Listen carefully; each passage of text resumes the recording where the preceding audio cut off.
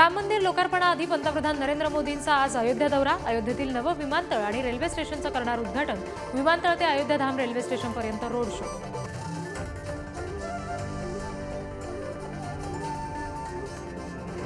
ज्या सत्तेची पंतप्रधान नरेंद्र मोदी आज उत्तर प्रदेशातील अयोध्या शहराला भेट देणार। भेटीत अयोध्येला 15,700 कोटी रुपयांच्या विकास कामांची भेट देणार। ज्या सत्तेची भीती वाटते ती उलथवून टाका, उद्धव ठाकरे यांचे कार्यकर्त्यांना आवाहन। सत्तेला घाबरणार असाल तर काहीच उपयोग नाही, पुढील वर्ष निवडणुकीचं आहे, पक्षाची ताकद वाढवा असं आवाहन। मुख्यमंत्री एकनाथ शिंदेंचा अनोखा उपक्रम। महाराष्ट्रातल्या गावागावात राम मंदिराचा सोहळा लाईव्ह दाखवला जाणार। गावच्या मंदिराबाहेर स्क्रीन लावून सोहळा लाईव्ह दाखवणार। अयोध्येत 22 जानेवारीला होणाऱ्या राम मंदिराच्या उद्घाटन सोहळ्यासाठी काँग्रेस नेत्या सोनिया गांधींना निमंत्रण, पण सोनिया गांधी कार्यक्रमाला उपस्थित राहणार की नाही यावर काँग्रेसकडून मौन। अयोध्येत येणाऱ्या राम भक्तांसाठी अयोध्या विमानतळ महत्त्वाचं प्रवासाचं साधन ठरणार। विमानतळाची आतली दृश्य पुढारी न्यूजच्या हाती। अयोध्येतल्या सोहळ्यासाठी उद्धव ठाकरे आणि शरद पवारांसह राज ठाकरेंनाही निमंत्रण। वंचितचे प्रकाश आंबेडकर आणि केंद्रीय मंत्री रामदास आठवलेंना सुद्धा निमंत्रण पाठवलं जाणार। महाराष्ट्र भाजप प्रदेश कार्य समितीची बैठक दादर वसंत स्मृती इथे सकाळी 10 वाजता होणार। बैठकीसाठी उपमुख्यमंत्री फडणवीस, बावनकुळे राहणार उपस्थित, पदाधिकाऱ्यांना करणार मार्गदर्शन। लोकसभा निवडणुकांबाबत काँग्रेसची निर्णायक बैठक 4 जानेवारीला। इंडिया आघाडीतील घटक पक्षांसोबत 2 किंवा 3 जानेवारीला चर्चा होणार। लोकसभेसाठी राज्यातील जागा वाटपावर दिल्लीत विचारमंथन होणार। काँग्रेस जुन्या समीकरणांवर फुली मारत सर्वाधिक जागांवर दावा करणार असल्याची माहिती। काँग्रेसची भूमिका महाविकास आघाडीच्या जागा वाटपात वादाचं कारण ठरणार। उत्तर पश्चिम मुंबई लोकसभा मतदारसंघातून मुंबई काँग्रेसचे नेते संजय निरुपम यांची आग्रही भूमिका। उद्धव ठाकरे यांनी उत्तर पश्चिम मुंबई लोकसभा मतदारसंघ काँग्रेससाठी सोडण्यास दिलाय नकार। इंडिया आघाडीतील समावेशावरून काँग्रेस आणि वंचितमध्ये तू-तू-मैं-मैं। आघाडीसाठी बाळासाहेब आंबेडकर यांनी दिलेल्या जाहीर आणि लेखी प्रस्तावाला काँग्रेस श्रेष्ठींकडून कुठलाच प्रतिसाद नाही। शिंदेंच्या शिवसेनेनं मनसे अध्यक्ष राज ठाकरेंपुढे केलाय मैत्रीचा हात। राज ठाकरे लोकनेते असून आमच्यासोबत आले तर महाराष्ट्राच्या राजकारणात मोठा बदल होईल, संजय शिरसाट यांचं वक्तव्य। राष्ट्रवादी अजित पवार गटाला ठाकरेंच्या शिवसेनेचा धक्का। अजितदादांचे कट्टर समर्थक संजोग वाघेरे आज मातोश्रीवर शिवसेना ठाकरे गटात प्रवेश करणार। वाघेरे पिंपरी चिंचवडचे माजी महापौर। 26 जानेवारीला मनोज जरांगे पाटलांसह मराठा समाज मुंबई धडकणार। आझाद मैदान किंवा शिवाजी पार्कवर उपोषण होणार। उपोषणाचं ठिकाण स्वतः जरांगे निवडणार। पायी मोर्चात 3 कोटी मराठा सहभागी होणार। मनोज जरांगेंचं वक्तव्य। बबनराव तायवाडेंची टीका। मराठ्यांची संख्या 3 कोटी आहे का असा सवाल।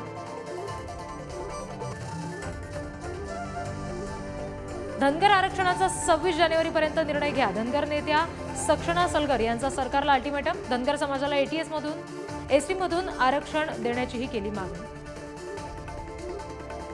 क्रिकेटनंतर मनोज जरांगे पाटलांनी लेझिम खेळण्याचा लुटला आनंद। जालन्याच्या अंतरवाली सराटीमध्ये कार्यकर्त्यांसह खेळला देशभक्त। वंदे भारत एक्सप्रेस आज जालन्याहून मुंबईकडे रवाना होणार। छत्रपती संभाजीनगर रेल्वे स्थानकावर थांबणार असल्यामुळे स्वागताची जय्यत तयारी। शेतकरी आक्रोश मोर्चा सांगता सभा संध्याकाळी 4 वाजता होणार। शरद पवार, बाळासाहेब थोरात, संजय राऊत, सुप्रिया सुळे उपस्थित राहणार। काँग्रेस नेते सुनील केदार यांच्या जामिनावर आज सुनावणी। केदारांना जेल की बेल आज स्पष्ट होणार। 150 कोटींच्या रोखे घोटाळ्यात केदारांना 5 वर्षाची शिक्षा। एसीबीकडून दाखल मनपा फसवणूक प्रकरणामध्ये सुधाकर बडगुजरांना मोठा दिलासा। न्यायालयाकडून बडगुजर यांना अंतरिम जामीन मंजूर। कुलाबा, माझगाव, वरळी, बीकेसीची हवा पुन्हा बिघडली। एअर क्वालिटी इंडेक्स 200 पार। वाढत्या थंडीमुळे मुंबईकरांचे आजार वाढले। एमपीएससी तर्फे 27 एप्रिलला महाराष्ट्र राजपत्रित नागरी सेवा संयुक्त पूर्व परीक्षा 2024 होणार। राज्यभरातील 37 जिल्हा केंद्रांवर परीक्षा होणार। 274 पदांची भरती होणार। 31ला दक्षिण मुंबईत येणाऱ्या पर्यटक आणि प्रवाशांच्या सोयीसाठी बेस्ट प्रशासनाकडून जादा 25 बसेस चालवण्याचा निर्णय। रात्री उशिरा घराबाहेर पडणाऱ्या प्रवाशांना दिलासा। नवीन वर्षाच्या पूर्वसंध्येला वाहतूक कोंडी आणि गर्दी टाळण्यासाठी मुंबई वाहतूक पोलीस सतर्क. जुहू चर्च रोड, जुहू रोडचा काही भाग, जुहू तारा रोड आणि वैकुंठलाल मार्ग नो पार्किंग झोन म्हणून घोषित. मुंबईतील किरकोळ विदेशी मद्य विक्रीच्या दुकानांना बंद करण्याच्या वेळेला शिथिलता 31 डिसेंबर 2023 रात्री 10:30 वाजल्यापासून दुसऱ्या दिवशी पहाटे 1 वाजेपर्यंत असणार. मुंबई हद्दीत शांतता सुव्यवस्था अबाधित राखण्यासाठी मुंबई पोलीस आयुक्तालयाच्या हद्दीत 5 जानेवारीपर्यंत जमावबंदी. मिरवणूक काढणं, लाऊडस्पीकर, वाद्य वाजवणं, फटाके फोडणं यावर प्रतिबंध.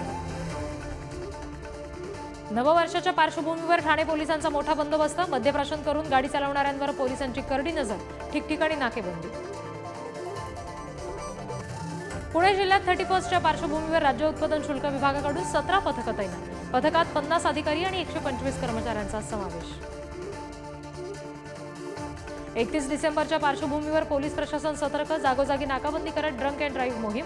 तळीरामांविरोधात 31 फीवर उतरेपर्यंत कल्याण डोंबिवलीत कठोर कारवाई होणार.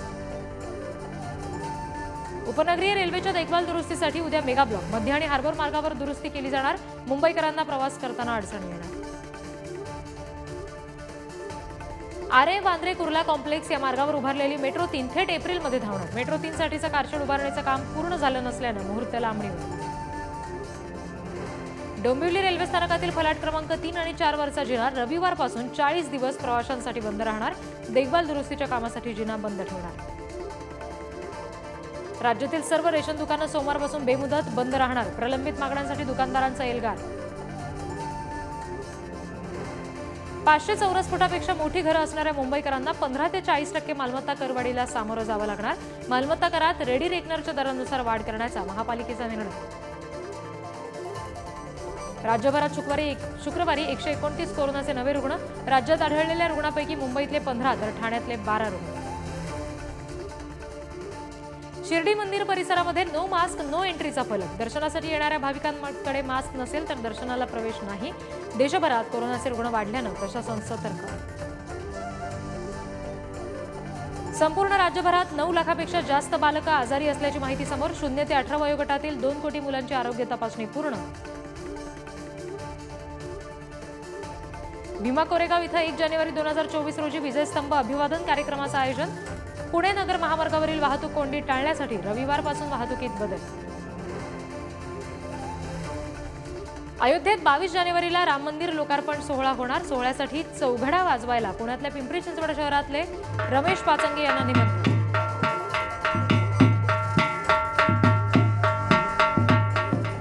म्हाडा सीडीपीच्या वांगणी इथल्या 2000 सदनिकांसाठी ऑनलाईन अर्ज नोंदणी सुरू. 26 जानेवारीला घरांची सोडत. सांस्कृतिक विभागाच्या वतीनं राज्यातील प्रत्येक जिल्ह्यात 2 अशी 75 अद्ययावत नाट्यगृह उभारणार. सांस्कृतिक कार्यमंत्री सुधीर मुनगंटीवारांची घोषणा. 31 डिसेंबरला शेगावच्या गजानन मंदिरात भक्तांची गर्दी होण्याची शक्यता. संभाव्य गर्दी लक्षात घेऊन 31 डिसेंबरला रात्री शेगावचं मंदिर सुरू ठेवणार. प्रवासी संख्या वाढत असल्यानं एसटीच्या महसुलात वाढ. वाढत्या महसुलामुळे एसटीची वाटचाल आत्मनिर्भरतेकडे. गेल्या 4 महिन्यात एसटी महामंडळाला राज्य सरकारकडून 0 अर्थसहाय्य.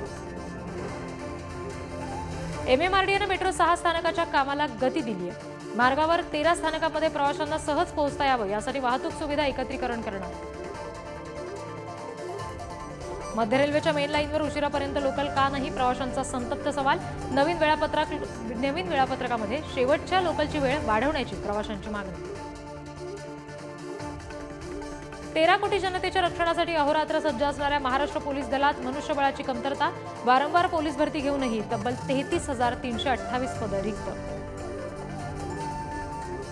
अंगणवाडी सेविका मदतनीस 4 डिसेंबरपासून संपावर. त्या संपावर गेल्यानं अंगणवाडीतील 3 ते 6 वयोगटातल्या मुलांना आहार आणि शिक्षण मिळण्यास अडचणी. IIT मुंबई संस्थेच्या एका माजी विद्यार्थ्यांनी वर्गणीतून जमवली 57 कोटी रुपयांची देणगी. एका वर्गातल्या विद्यार्थ्यांनी जमवलेली आतापर्यंतची सर्वाधिक देणगी.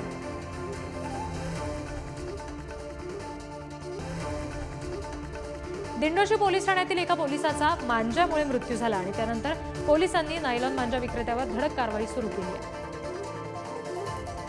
पुणे शहर आणि जिल्ह्यातील शेतीची तहान भागवणाऱ्या खडकवासला धरण साखळीत गेल्या वर्षीच्या तुलनेत जवळपास 11% कमी पाणीसाठा. धरण साखळीत 21.71 TMC पाणीसाठा शिल्लक. ऐन हिवाळ्यात मराठवाड्यातील अनेक शहरांना पाणी टंचाईचे चटके. 73 पैकी 68 नगरपालिका आणि नगरपंचायतींमध्ये सरासरी 5 दिवसातून एकदाच पाणी पुरवठा. महिन्याभरापूर्वी जळगाव जिल्ह्यात मोठ्या प्रमाणात अतिवृष्टीनं झाले शेतकऱ्यांचं नुकसान. पंचनामे होऊनही शेतकरी अजूनही मदतीच्या प्रतीक्षेत. बुलढाण्यातील खामगाव तालुका दुष्काळग्रस्त घोषित करावा. सरसकट शेतकऱ्यांची कर्जमाफी करावी यासाठी शेतकऱ्यांचं उपोषण सुरू. उपोषणकर्त्यांची प्रकृती खालावली.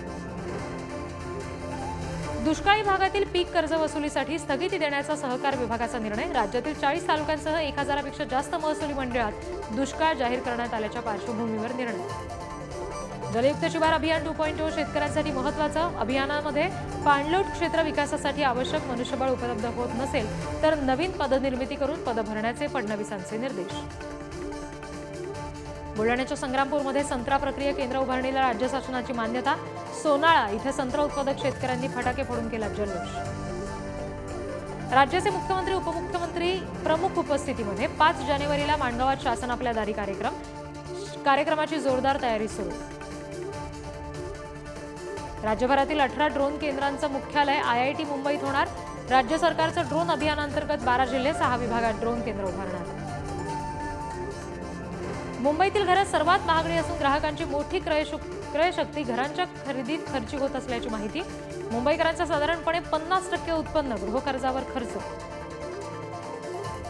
विकसित भारत संकल्प यात्रा आज कुडाळमध्ये. सत्ताधारी महाविकास आघाडीच्या नगराध्यक्ष आणि नगरसेवकांनी यात्रेला केला रोखण्याचा प्रयत्न. भाजप आणि महाविकास आघाडीच्या कार्यकर्त्यांमध्ये धक्काबुक्की.